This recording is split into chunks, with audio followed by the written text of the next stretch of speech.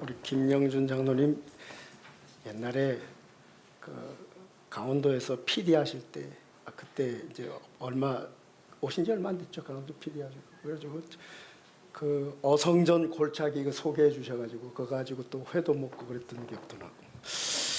보면 우리 두레교회는 이렇게 청년 때부터 계속해서 이렇게 집사, 장로 이렇게 오신 분들이 참 많습니다. 우리 오 장로님도 그러시고 뭐 우리 서 장로님, 제가 계실 때부터 집사님이셨나요? 그때는 이제 장로님 이렇게 참 관계가 참 무량합니다. 그래서 이렇게 정성훈 집사에 어디 갔지? 글쎄 인사를 하는데 글쎄 성훈이가 글쎄 이렇게 네.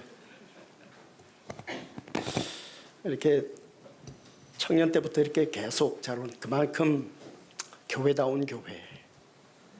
또 우리 여전히 청년들이 많네요.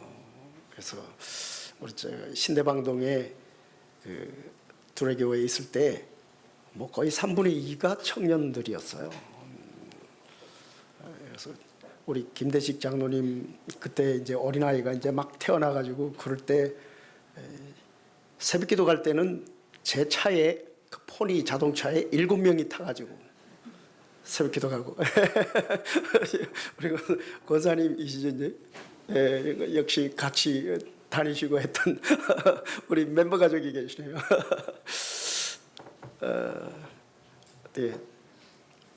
참 그랬던 아주 정말 늘 돌이켜 보면 마음에 기댈 언덕 같은 그런 교회야. 언제나 돌아가고 싶은 그런 교회가 우리 두레교회입니다.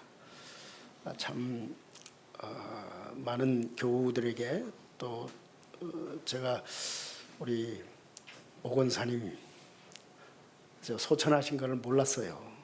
연락을 못 받아서 참 마음이 몹시 무겁습니다. 또 아프고 또 참 많은 사랑도 받았고 했는데 우리 모든 교우들에게 참 많이 사랑을 받았습니다.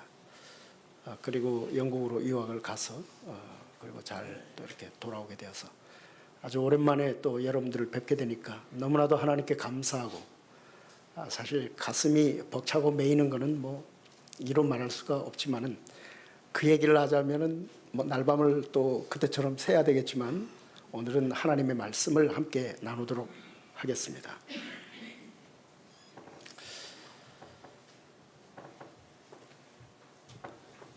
범사에 감사하라. 한번 해볼까요? 범사에 감사하라. 시작. 범사에 감사하라. 네, 말은 쉽죠. 근데 그게 그렇게 쉽습니까? 그게.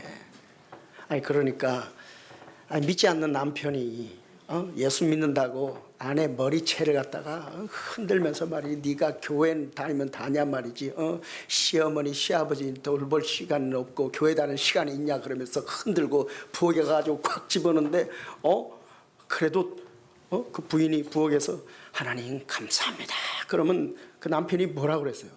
저 개독교 그런다고. 그죠?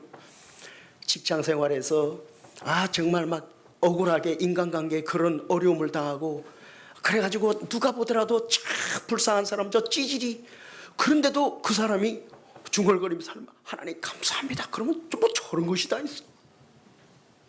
아니 사업이 폭삭 망했는데도 그런데 동네 사람들이 다 쑥거리면서 또 심지어 애들 지나갈 때까지 저 집 망한 집 애들이라도 그런데도 그 집 사람들은 감사합니다. 그런 거 보면 사람들이 기독교 신자들을 좀 이상하게 보지 않겠습니까? 근데 여러분 그렇게 감사하십니까? 범사에 그렇게 감사가 되십니까? 이것은 범사에 감사할 수 있다는 것은 이건 경건한 신자만이 할 수 있는 신앙의 증거입니다. 감사할 조건이 많을 때 감사하는 것은 그 이방인들도 하는 겁니다. 믿음이 없는 사람들도 하는 겁니다. 범사에 감사할 수 있는 것은 오로지 경건한 신자가 믿음으로만 할 수 있는 겁니다. 그의 참된 경건과 참된 믿음의 증거입니다. 한번 예를 들어볼까요? 시골에서 어떤 사람이 주일날 예배당을 가는데 이게 가다가 그만 소똥에 쫙 미끄러졌는데 개똥에 코를 팍 박아버렸습니다. 탁 일어나더니 감사합니다 하는 겁니다.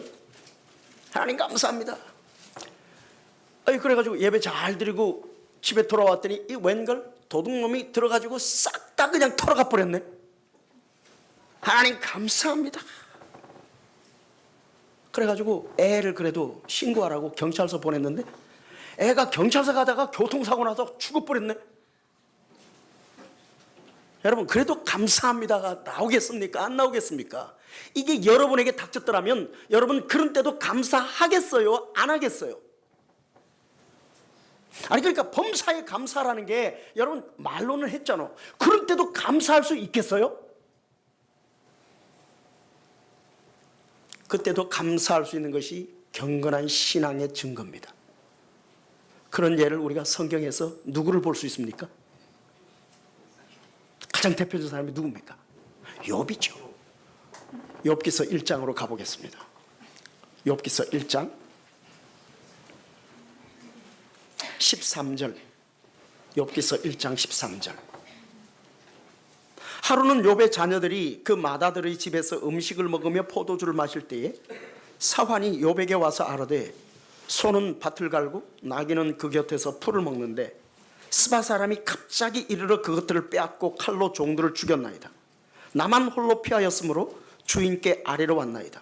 그가 아직 말하는 동안에 또 한 사람이 와서 이르되 하나님의 불이 하늘에서 떨어져서 양과 종들을 살라버렸나이다. 나만 홀로 피하였으므로 주인께 아뢰러 왔나이다. 그가 아직 말하는 동안에 또 한 사람이 와서 아뢰되 갈대아 사람이 새 무리를 지어 갑자기 낙타에게 달려들어 그것을 빼앗으며 칼로 종들을 죽였나이다. 나만 홀로 피하였으므로 주인께 아뢰러 왔나이다. 이만하면 그만하라고 좀 속에서 말이 나올 만하잖아요. 좀 그만했으면 좋겠다.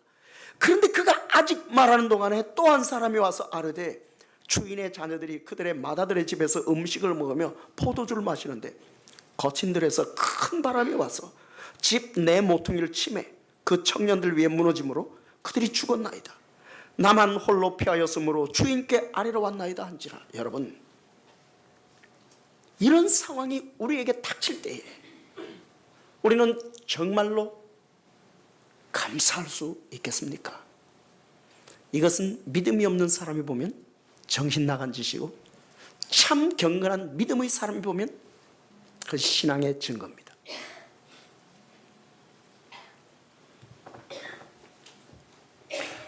우리 손주가 어저께 저녁에 열성 경련을 일으켰어요. 그러니까 열성 경련 뭐라 그러죠? 그거? 경기 했어요. 그래가지고 좀 심했어요. 눈도 완전히 뒤집어가고 피부 색깔도 이제 보라색으로 변하고 그래서 119를 불러가지고 병원을 갔습니다. 그런데 그 병원에서 이제 그 주사를 찔러서 혈액을 빼고 또 수액을 놓기 위해서 여기 찔렀는데 잘 안 찔러지나 봐요.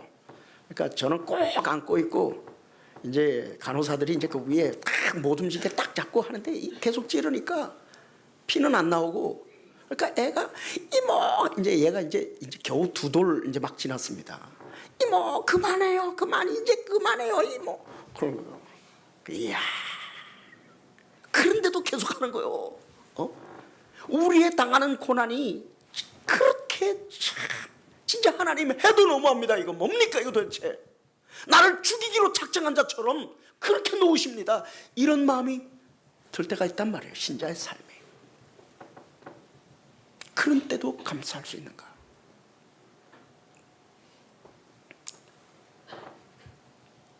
여러분, 믿음이 뭡니까?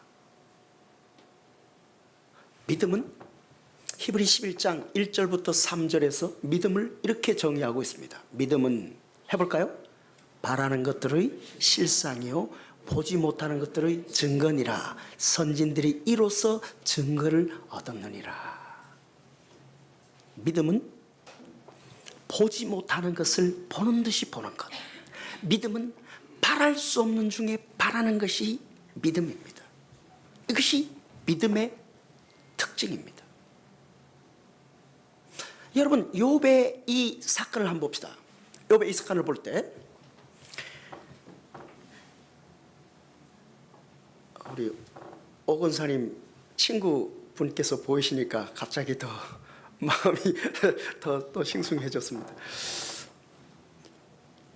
갈대아 사람들이 갑자기 달려들어가지고 제사를 약탈해 갔죠. 이것만 딱 보면 어떤 생각이 드냐면은, 이건 그러니까 욥의 일은 이 갈대아 사람들 때문에 생긴 것 같습니다. 갈대아 사람들은 자기들의 목적은 뭡니까? 남의 것을 약탈해 가지고 자기 것을 소유하는 겁니다. 그러니까 이것만 보면 우리는 이런 생각입니다. 우리가 고난을 당할 때, 우리가 어려움을, 환난을, 고통을 당할 때, 이거는 이 시대의 경제 정의가 무너졌기 때문이야. 이거는 이 제도가 잘못된 것 때문이야. 이거는 악한 권력 때문이야. 이거는 정부가 나쁘기 때문이야. 이건 시스템이 잘못된 거야. 이거는 악한 사람들이 다수를 이루고 주도하고 있기 때문에, 이 악한 제도, 악한 정부, 이런 것 때문이야. 그래서 내가 이런 고난을 당하는 거야. 굉장히 합리적인 그런 생각인 것 같습니다. 그래서 이런 고난을 없애기 위해서는 이런 불합리한 이런 제도를 고치고, 불의한 정권을 바꾸고, 그리고 이런 시스템을 바꾸고 이렇게 해야 돼, 이렇게 생각하는 사람이 있을지 모르겠습니다. 굉장히 영민한 지성이 번뜩이고, 그리고 교양 있고, 굉장히 어떤 뭐랄까요, 배운 사람다운 어떤 그런 처방인 것 같습니다. 여러분이 지금 당하는 어떤 삶의 고통을 그렇게 바라보십니까?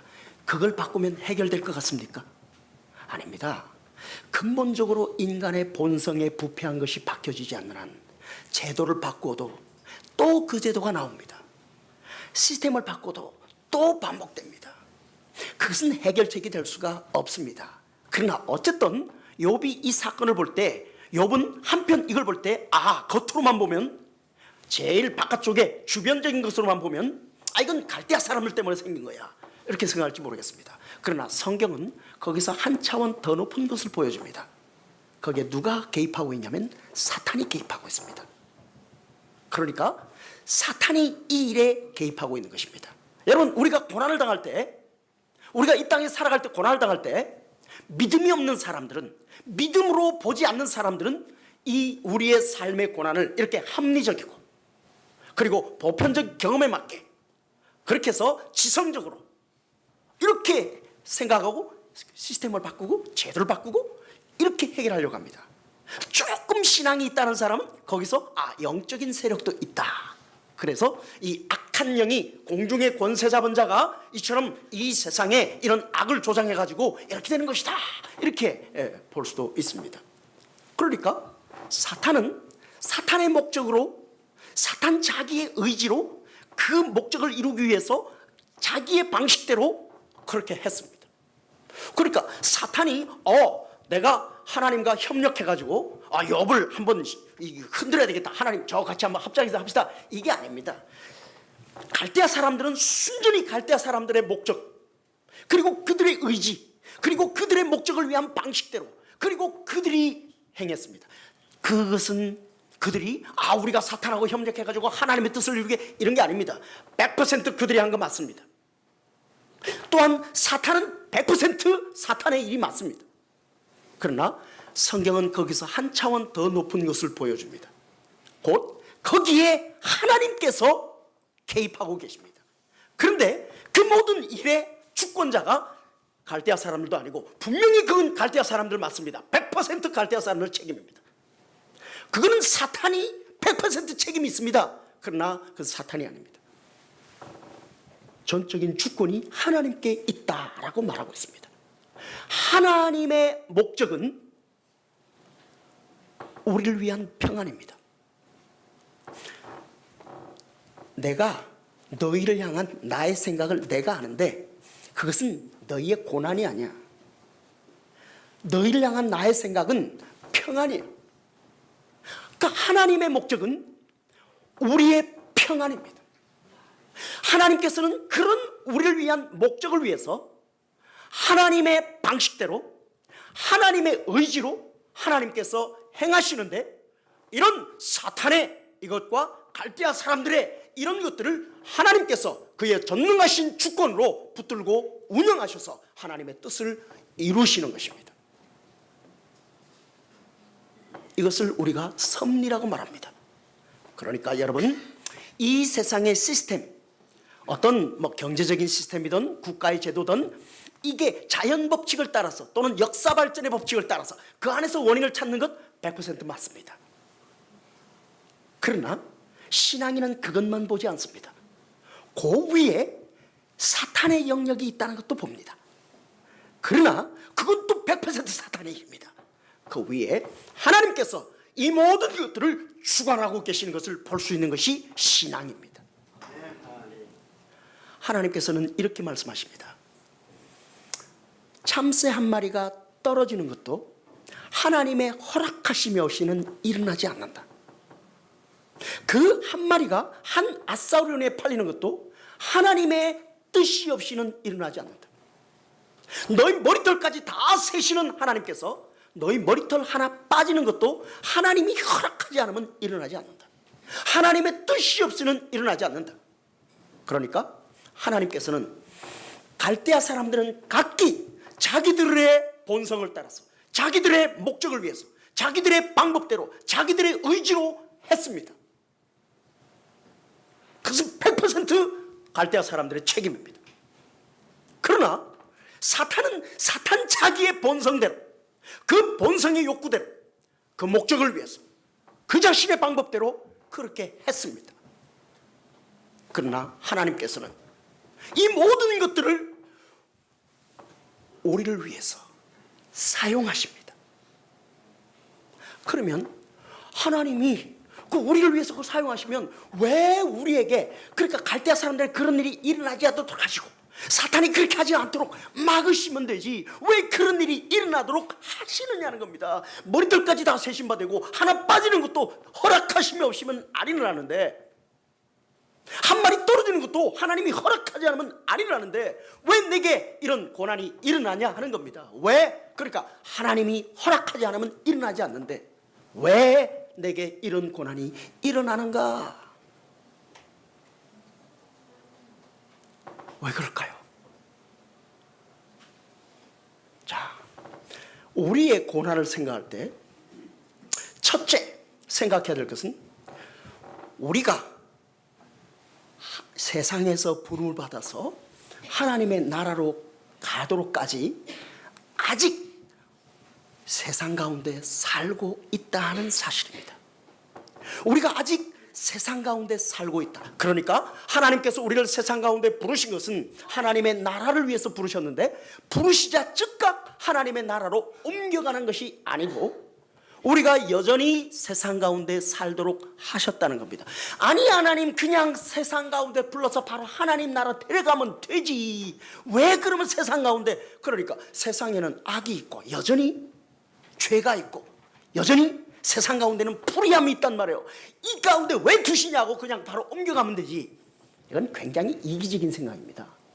그러니까 내가 믿어서 바로 데리고 가면 그럼 나머지 사람들은 내 자식과 주변 사람들은 누가 전도해가지고 누가 합니까? 하나님은 사람을 통해서 이 땅에 구원의 역사를 이루어 가십니다.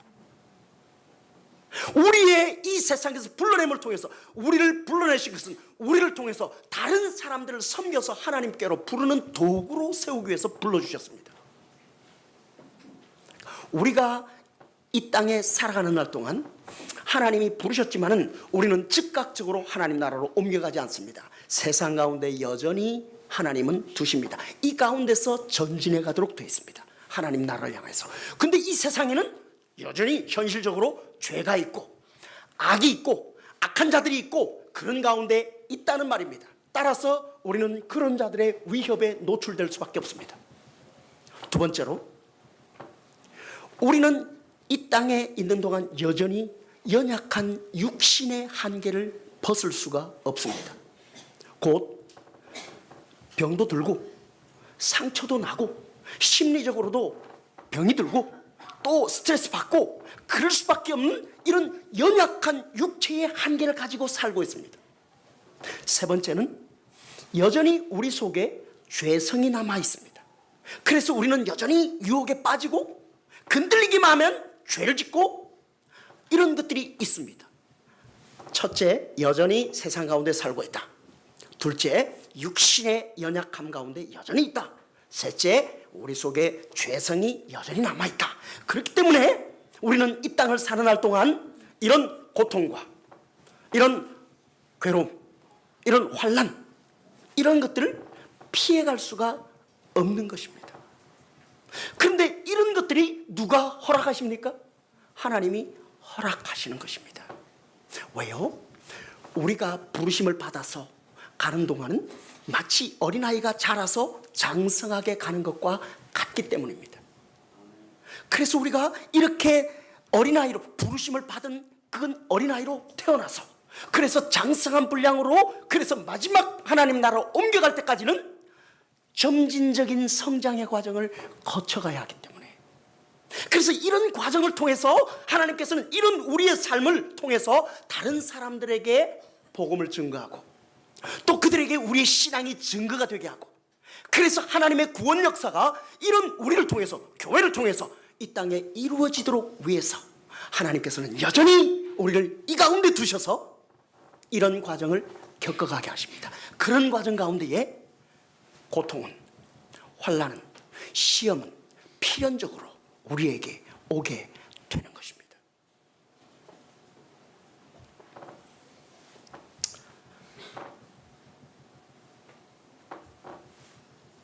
근데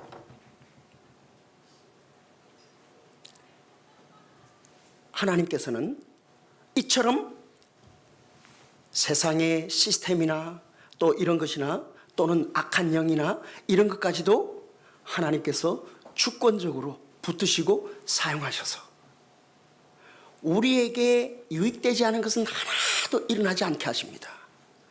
하나님이 생각하실 때는 온전한 것만 일어나는 겁니다. 자, 유대인 탈무드에 이런 얘기가 있습니다. 어떤 유대인이 배낭에 텐트를 넣고 그리고 낙타 한 마리를 끌고 그리고 닭을 가지고 이제 사막 여행을 떠나게 됐습니다. 그런데 이제 해가 지고 해서 텐트를 치고 그리고 이제 밖에 짐승을 매놓고 그리고 텐트 안에서 불을 켜고 성경을 읽으려고 했습니다. 그런데 갑자기 바람이 불더니 텐트 안에 불이 꺼져 버렸습니다. 그래서 아이고 하나님 이 성경 읽으려고 하는데 이게 뭡니까? 하고 그래서 에이 잠이나 자자 하고 잠을 잤습니다. 아침에 일어나 보니까 이게 웬일입니까? 밖에 짐승을 사나운 짐승들이 와가지고 잡아먹고 죽여버렸습니다. 그래서 몹시 속으로 화가 났습니다. 하나님 이게 뭡니까 도대체? 그래가지고 상당히 불평하는 마음이 생겨서 투덜거리고 이제 계속 여행을 하려고 보니까 바로 가까이 마을이 보이는 겁니다. 가까이 마을이 있었는데 내가 이걸 모르고 여기서 내가 노숙을 했구나. 그런데 조금 더 자세히 보니까 마을이 쑥대밭이 돼 있는 겁니다. 사람들의 시체가 널려 있고 약탈당하는 흔적들이 막 있습니다. 그러니까 간밤에 이 악한 무리들이 도적대들이 그 마을을 약탈해 간 겁니다. 그러니까 깨달음이 오지요. 뭡니까? 만약에 간밤에 호롱불이 켜 있어서 불이 켜 있었더라면 왔겠죠. 또 만약에 짐승이 소리를 냈더라면 왔겠죠. 그러니까 이게 뭡니까? 결과적으로 지나놓고 보면 하나님의 숨겨진 뜻은 드러납니다. 지금 내게는 감추어져 있어서 왜 내게 이런 고난이 오는가 알 수 없지만은 지나놓고 보면 하나님의 완벽하신 섭리와 계획 속에 이런 일들이 일어나게 하신다는 것입니다. 그러므로 하나님의 예정, 하나님의 작정, 하나님의 숨겨진 뜻은 우리를 위한 것으로서 완벽하게 있지만 그것들은 우리에게는 숨겨집니다. 우리가 하나님처럼 알 수는 없습니다. 그러나 우리의 삶에 일어나는 모든 결과는 하나님의 뜻 가운데서 일어남을 고백해야 됩니다. 이것이 믿음입니다. 하나님께서는 우리를 불러서 하나님 나라 갈 때 어린아이의 단계를 거쳐서 성숙한 단계로까지 나아가게 하십니다. 어린아이 단계 때는 여러 가지 교재나 도구나 이런 것들의 도움이 필요하죠. 그래서 그것들의 가르침을 통해서 나중에는 그런 도움이 필요 없이 갈 수 있도록 이렇게 성장해 가게 됩니다. 한번 생각해 보세요. 우리는 예수 믿으면 복 받는다 이런 말을 많이 듣습니다. 그죠? 예수 믿으면 복 받는다. 맞을까요? 틀릴까요? 예수 믿으면 복 받죠? 아유, 왜 대답에 자신이 없을까? 예수 믿으면 복 받아요, 안 받아요? 받지요? 그런데 복 받는데, 그런데 아까 요업의 경우는 이건 어떻게 된 겁니까, 그러면? 그러니까 우리는 예수 믿으면 복 받는다 이 말을 어떻게 받아들이냐면은, 예수 믿으면 이 땅에서 물질적으로도 잘 되고 직장에서도 승진하고 좋은 직장 갖게 되고 좋은 가정 이루게 되고, 그래서 이 땅에서도 물질적으로 현실적으로 행복한 삶을 살게 된다. 이게 예수 믿으면 복 받는다. 과연 그럴까요? 아니, 그렇게만 보면 당장 히브리서에 딱 와닿습니다. 히브리 11장에 보면 믿음으로 어떤 사람들은 막 그런 경우도 있습니다. 막 복받고 막 쟁취하고 이기고 뭐 그런 사람들도 있는데, 또 한편 믿음으로 어떤 사람들은 어떻게 됩니까? 재산도 잃고 들을 유리하면서 짐승의 탈을 쓰고 도망다니고 죽임을 당하는데 칼로도 죽임을 당하고 톱으로 켜 죽임을 당하고 그런 사람들도 있습니다. 아니, 예레미야는 평생 결혼도 안 하고 그렇게 살다가 막 그렇게 고난하다가 나중에는 자기 동족에게 이집트로 강제로 이렇게 같이 가가지고 거기서 동족에게 살해당합니다. 아니, 이게 예수 믿고 복 받은 거라고 말할 수 있겠습니까? 어떤 종교개혁자는 결국 길거리에서 객사합니다. 아니, 그렇게 종교개혁을 했는데 그게 무슨 복입니까? 아니, 그러니까 예수 믿고 복 받는다는 얘기가 맞는 것 같은데, 근데 실상 예수 믿고 망한 사람들도 많단 말이에요. 우리 눈으로 보기에는 현실적인 그리고 물질적인 그런 축복의 기준으로 보면 안 맞는 경우가 많이 있습니다. 어떻게 된 겁니까, 그럼 이거? 그럼 이건 틀린 겁니까? 그럼 예수 믿고 현실적이고 물질적인 복 받는 거는 잘못된 겁니까? 예수 믿고 복 받는 거 맞습니다. 그런데 하나님의 언약에는 두 가지가 포함되어 있습니다. 하나님의 언약에는 현실적이고 물질적인 약속도 포함되어 있습니다. 그러나 하나님의 약속에는 보이지 않는 비물질적이고 현세적이지 않은 내세적인 영원한 이 약속도 포함되어 있습니다. 그런데 이 현실적 물질적인 약속은 어린아이 수준의 때만 유효하고, 장성한 분량이 되면 이것은 장성한 자에게는 아무 별뭐 있으나 없으나 상관없는 것이 되고, 이것이 더 중요하게 됩니다. 이것을 보는 자는 이것에 더 이상 매이지 않습니다. 그러니까 하나님의 언약에 약속되고 있는 현실적 물질적 축복은 장성한 자가 바라보게 되는 이것을 위한 교육적 도구일 뿐입니다. 하나님이 아브라함에게 땅 줄게, 민족 줄게 하는 약속을 주셨죠. 그런데 당시 상황으로 보면 이건 분명히 현실적인 물질적인 축복입니다. 왜냐하면 노아 홍수 이후에 사람들이 국가와 민족으로 나누어져서 거하게 됐죠. 언어가 통하는 사람들끼리 경계가 정해졌죠. 그러니까 그 당시 아브라함은 자기 민족, 자기 공동체를 떠나게 되면 생명의 보호를 받지 못합니다.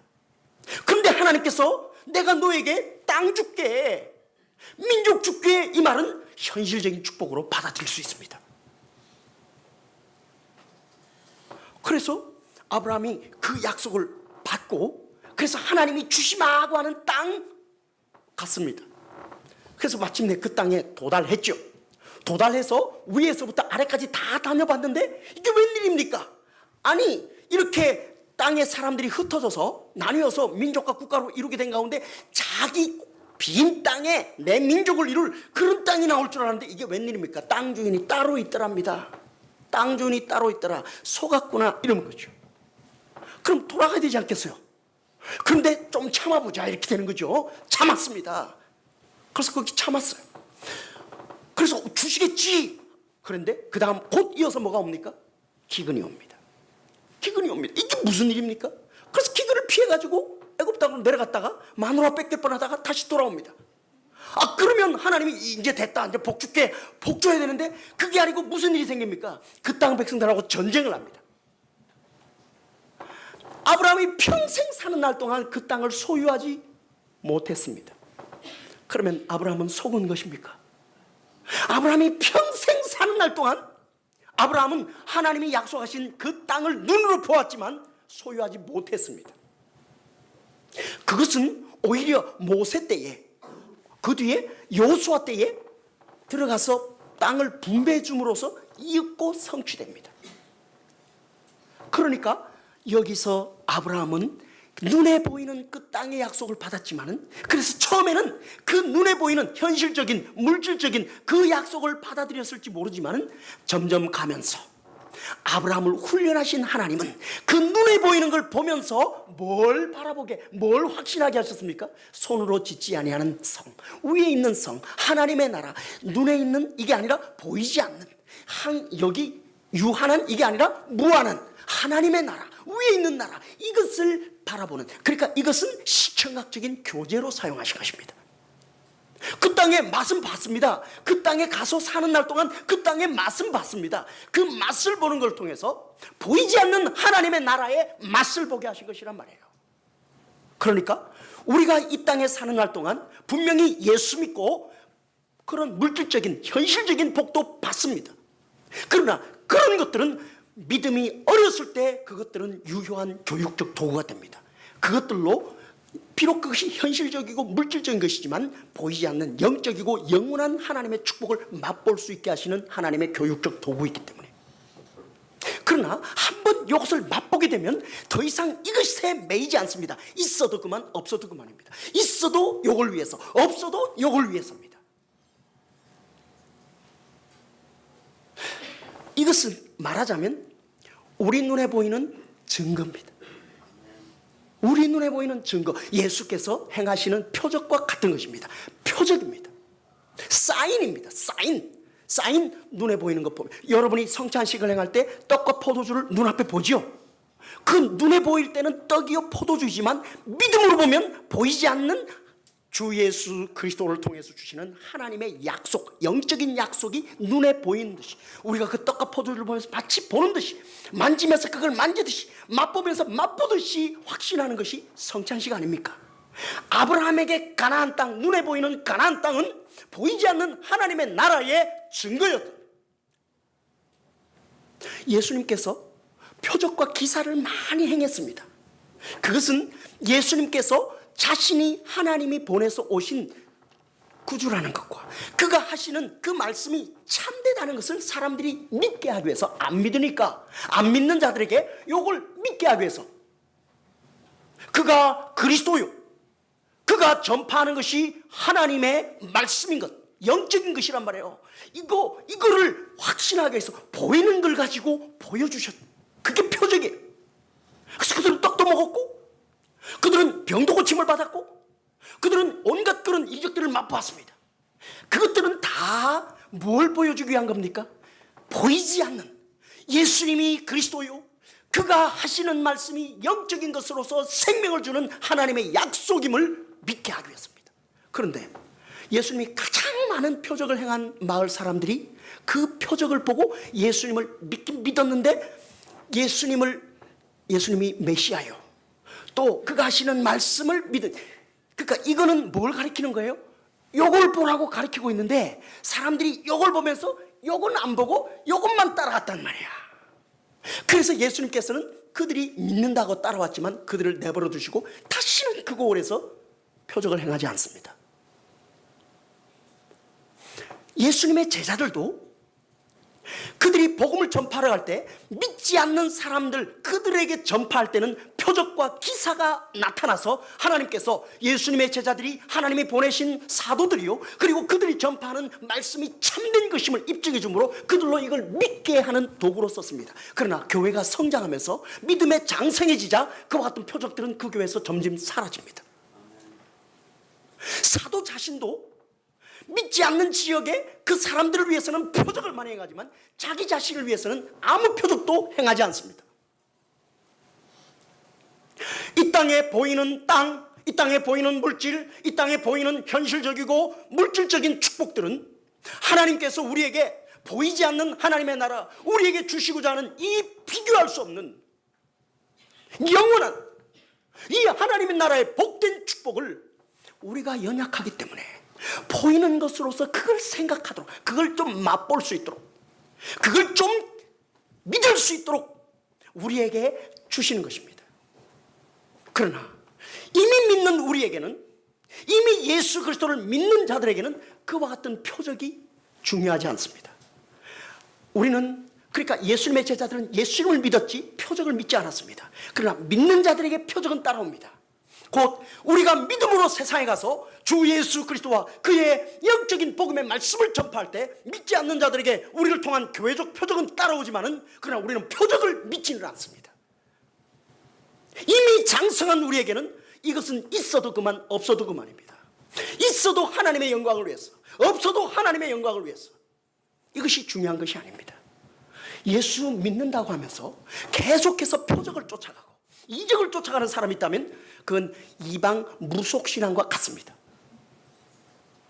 성숙한 신앙은 그와 같은 것들을 따라가지 않냐고, 표적과 이적과 기사보다도 더 밝고 명확한 하나님의 말씀을 따라갑니다. 성령께서 어렸을 때는, 우리 신앙이 어릴 때는 하나님께서 그런 현실적이고 물질적인 축복을 통해서 우리를 이끄시지만은, 그러나 장성한 때는 성령께서 친히 성경 말씀으로 우리를 이끌어 가십니다. 그러므로 여러분, 여러분의 삶에 하나님께서 뭘 더 믿음에 더 많이 주셨다 하더라도 그것으로, 아, 이 사람은 이걸 가지고 여기에 매몰돼서 세상으로 빠지지 않고 이걸 가지고 내 영광을 해서 더 쓰겠구나, 이걸 보시고 맡겨주시는 것이고, 내게 그걸 뺏어가더라도, 아, 이 사람에게는 이게 없어도 이게 확실한데 이 사람의 믿음을 들어서 다른 믿지 않는 사람들에게 증거로 삼아야 되겠구나 하시면 그렇게 하시는 것입니다. 있든 없든 하나님의 영광을 위해서. 그러나 우리를 향한 하나님의 뜻은 분명합니다. 우리에게 이걸 주시려고 하는 것입니다. 그럼 왜 우리에게, 이건 분명한데 그 왜 우리에게 고난이 필요합니까? 왜냐하면 우리가 만약에 그러니까 우리는 세상에서 분을 받아서 하나님 나라를 향해 가고 있잖아요. 그런데 여러분, 만약에 여러분 스스로 하나님의 나라로 여러분이 가라 그러면 갈 수 있는 자신 있는 사람 있어요? 내가 내 믿음을 같이 붙들고 내가 하나님 나라까지 내가 인내해서 갈 수 있다, 자신 있어요? 아무도 없습니다. 누가 하셔야 됩니까? 하나님이 하셔야 됩니다. 하나님이 그의 능력을 하셔야 됩니다. 그런데 우리는 어때요? 여전히 세상 가운데 살고 있죠. 육체 연약함이 있죠. 또 육체 죄성이 있죠. 따라서 아차 잘못하면 어디로 가게 됩니까? 세상으로 돌아가게 됩니다. 그러니까 하나님이 좀 우리에게 교육적인 것을 위해서 물질도 주시고 현실적인 그런 축복도 주셨는데, 그러니까 그걸 바라보면서 이걸로 영적인 것을 맛보고 그것을 바라보고 살아가야 되는데, 아차 그만 생각 달래가지고 세상의 물질, 그래서 내 영혼아, 이 돈 많지, 야, 땅 많지, 야, 많이 벌어놨지, 야, 만족해라, 이렇게 해서 여기에 대한 소망을 잃어버리고 일로 향하여 가게 되면, 만약 여러분이 하나님이라면, 우리를 사랑하시는 하나님이라면 가만 냅두겠어요? 아니면 그거 치시겠어요? 아니, 그러니까 하나님이 자기를 사랑하는 자에게는 그걸 치겠어요? 안 치겠어요? 안 치고 내버려뒀다 그러면 축하합니다, 버림받으셨습니다. 그러나 만약에 내게 그런 고난이 왔다 그러면 뭡니까? 하나님께서 내게 이것에 매몰되지 말고, 그래서 죽을 세상으로 돌아가지 말고 하나님의 나라를 바라보도록 이 근원을 끊으시는 거 아니겠습니까? 그래서 이것을 바라보도록 하시는 것이 아니겠습니까? 저도 왕년에는 돈 좀 벌었어요. 저도 뭐 약국을 좀 해가지고 돈을 좀 벌었다고요. 신학 가기 전에. 근데 신학을 가려고 하는데 아버지께서 막으시더라고. 아버지 목사님인데 가지 말고 너는 장로나 해라. 아버지 그게 아니고 그러니까 약학대학 4학년 때 이제 신학을 하겠습니다 하고 했더니 안 된다. 아니 약대 보내는 하나님은 하나님이 아니고 신학교 보내는 하나님은 하나님이냐? 그럼 약대는 왜 보냈는데? 그러시더라고. 그래서 그건 그거고. 그래도 제가 지금 가고 싶. 그럼 네가 알아서 가고 나한테는 말하지 마라. 그래서 알겠습니다 하고 이제 약국을 좀 했죠. 그 돈 좀 벌었어요. 한 3천만 원 이렇게 모아놨습니다. 그때 돈으로. 우리 차가 참 덕을 많이 받습니다. 그래 통장을 우리 차한테 맡겨놨다가 우리 엄마한테 들켜가지고 얼마나 혼났는지. 야, 어쨌든 그 3천만 원 그 해가지고 이제 신학 가기로 하고 한 10월, 9월, 10월 그때쯤 돼가지고 약품 도매상 주식회사에다가 딱 투자를 해놨습니다. 그리고는 이제는 나는 신학교 간다 하고 이제 딱 했는데 2달 지나니까 이게 부도가 나버렸습니다. 이게. 이야, 이 세상에 이런 일이 있을 수가 있습니까 이게. 아니 나는 하나님 보세요. 나는 내가 이 돈 갖고 신학교가 아버지 안 대준다 그러지. 그러니까 내가 이거 갖고 가야 안 됩니까? 이거 갖고 나중에 유학도 가려고 탁 했는데 이게 뭡니까 이게. 그러니까 만약에 제가 그거 이렇게 해서 그 회사가 잘 돼가지고 돈 자꾸 늘어나가지고 하면 내가 이거 신학 하려고 하겠어요? 아니면 일로 돌아가겠어요? 자, 나는 세상 가운데 있죠. 여전히 악이 있고 그 다음에 내 육신의 연약함 먹고 살아야 되잖아. 그 다음 죄성이 있죠. 그런데 이끌리잖아. 그러니까 만약에 그대로 냅두면 나는 어디로 갔을 것 같아? 갔지 뭐. 영 갔지. 내 연약함을 아시는 하나님께서, 나를 사랑하시는 하나님께서 그냥 두겠어요? 치겠어요? 그러니까 그 돈을 딱 쳐버렸지. 그래갖고 날라가 버렸어요. 3천만 원이. 그때 돈 3천만 원이면 지금 꽤 커요. 날라가 버렸어요. 왜 하나님이 이런 일을 허락하시는 겁니까? 그러니까 지금 우리는 몰라도 지나놓고 보면, 결과적으로 보면 우리가 이 세상에서 부름을 받아서 하나님 나라 갈 때까지 여전히 이런 세상 가운데 있고 연약한 육신의 한계 있고 죄성이 있는 우리이기 때문에 우리를 그냥 내버려두면 못 가니까 하나님께서는 우리를 이걸 주셨다가 좀 맛보게 해서 이걸 가르쳐줘서 여기로 가야 되는데 이거 안 가고 여기 착 매몰되면 탁 쳤다가 다시 돌이켜서 여기로 가게 하고 이렇게 해서 데리고 가시는 거라고. 그러니까 여러분 두려워하지 마세요. 하나님의 약속에는 이게 포함되어 있습니다. 야, 내가 불렀잖아. 그러니까 내가 처음부터 끝까지 한다고. 그러니까 네가 인내하는 것 같아도, 그러니까 이런 과정을 거쳐서 하나님의 백성들에게, 그러니까 여전히 이런 죄와 악이 있고 그리고 육신의 연약함을 갖고 있고 그 죄성을 갖고 있는 너희에게 환난이 없다면 너희는 버리운 자야. 너희는 세상에 던지운 자야. 그러나 환난이 있으면 이건 틀림없이 하나님이 너희를 사랑하는 증거야. 그냥 안 내버려둬 하나님은. 그러니까 야, 내가 너희를 불렀지. 그러니까 너희는 전적으로 무능력하고 불가능한 가운데 내가 불렀지. 내 능력으로 불렀지. 그러니까 내가 시작했으니까 내가 가는 거야. 너희가 인내하는 거 맞아. 너희가 해야 돼. 그러니까 너희가 너희의 목적을 가지고 너희 의지를 가지고 너희의 방법대로 너희가 해야 돼. 그런데 믿음으로 보면 내가 하는 거야. 내가 너희의 마음속에 그런 할 수 있는 마음의 소원을 일으켜주고 그렇게 할 수 있는 의지의 능력도 줘가지고 너희가 하게 하는 거야. 그러니까 내가 너희를 하게 해주고 너희가 하면 그걸 내가 너희가 한 것으로 받아줄게. 이 약속이 하나님의 언약에는 포함되어 있는 것입니다. 하나님께서는 이 약속을 주시면서 아브라함에게 이렇게 말씀하십니다. 창세기 17장 1절. 나는 전능한 하나님이다. 너는 내 앞에 완전해라. 하나님이 아브라함과 언약을 체결하고 있습니다. 그런데 그 전까지 아브라함의 생애를 보면 그렇게 물질적인 것을 주었다가 그래서 영적인 것을 맛보여주고 이 과정을 통해 가지고 이걸 훈련시켜 갔습니다. 그러다가 하나님께서 이제 아브라함과 요걸 이제 조금 맛보게 됐을 때 아브라함과 언약을 체결하시면서 야 아브라함아 봤지? 지금까지 내가 한 거야. 결과적으로 보면 누가 하시는 겁니까? 하나님이 하시는 겁니다. 내가 인내하는 것 같아도 내가 아니요 해놓고 나서 보면 하나님이 내 속에 하게 하심을 따라서 내가 하게 되는 겁니다. 내가 한 거 맞아.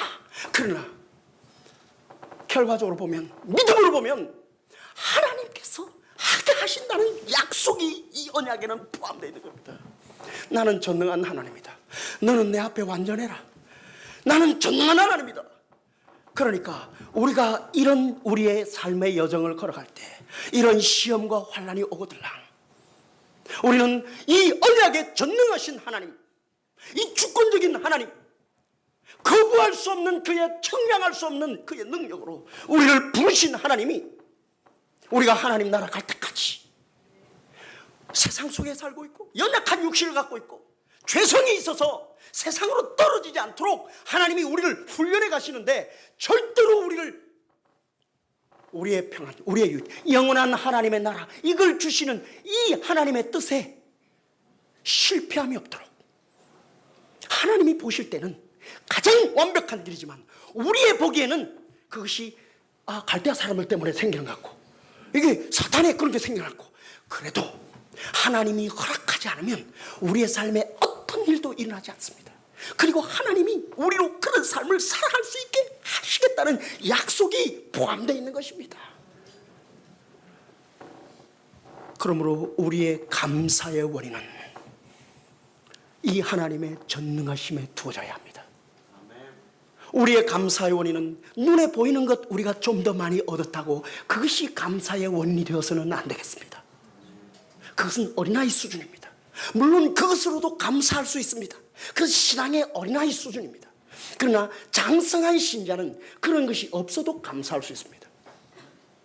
내게 왜 예배당 가다가 개똥에 미끄러졌는데 소똥이 코를 박았는지, 그래가지고 갔다 오는데 왜 도둑놈이 털어갔는지, 왜 애를 그렇게 데리고 갔는지 내게는 감추어진 하나님의 뜻이 있지만은, 그러나 우리 하나님이 보실 때는 내 영원한 유익을 위해서, 하나님의 나라에서 영적인 축복을 위해서 하나님은 결코 실수함이 없으십니다.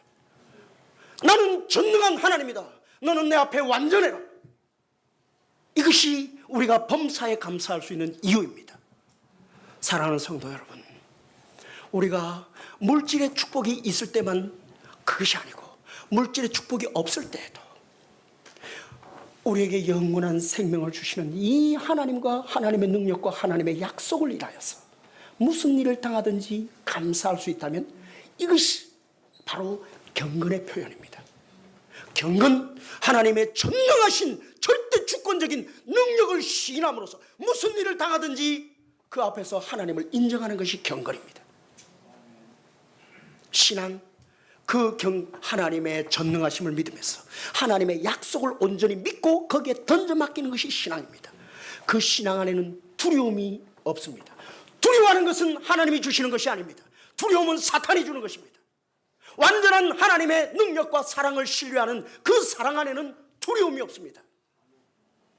사랑하는 성도 여러분, 오늘 우리가 감사주일을 지나면서 우리의 감사가 어린아이적 수준처럼 이걸 줬기 때문에 감사하고 이게 없기 때문에 감사하지 않고 불평하는 이런 것이 아니라, 영원한 하나님께서 우리를 예비하신 하나님의 나라와 거기에 있는 영적인 축복들과 영원한 생명과 이것들을 생각하면서, 그리고 전능하신 하나님이 우리를 불러서 여기 갈 때까지 우리의 모든 과정을 실수함이 없이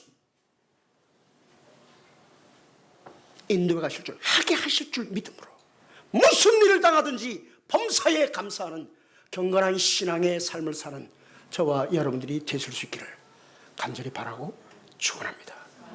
기도하겠습니다.